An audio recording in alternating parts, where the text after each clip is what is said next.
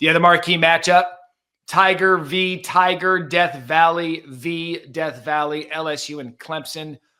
I've been so bullish on LSU in the offseason because I love Garrett Nussmeier as a quarterback. I believe in Brian Kelly as a head coach.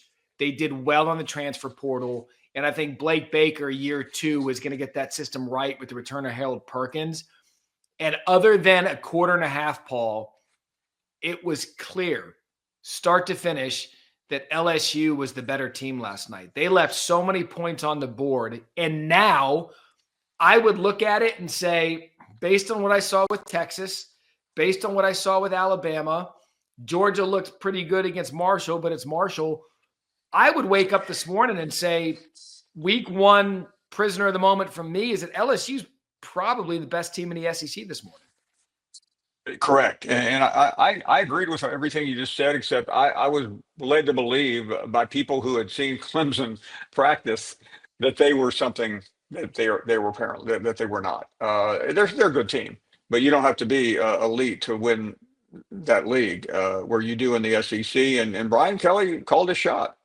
You wondered, was he putting too much pressure?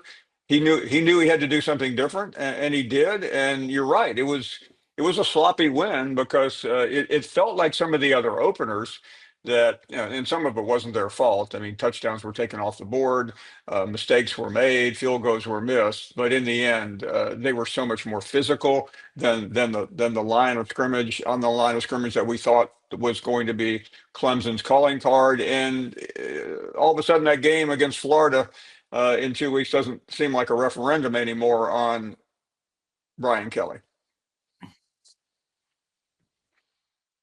Yeah. And for the first of all, in big picture, LSU snaps their 5-game season opener losing streak. Brian Kelly gets his first season opening win as head coach of LSU. And so if you're just stacking the storylines in the SEC in and of itself, Texas needs to find its way back, and they've got to get their chemistry going with the receivers and get Arch's confidence back again. We've touched on that. Maybe that's not all Arch's problem.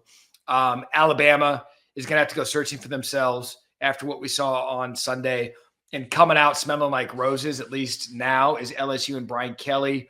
South Carolina, Virginia Tech, they play on Sunday today. That's going to be an interesting game to watch.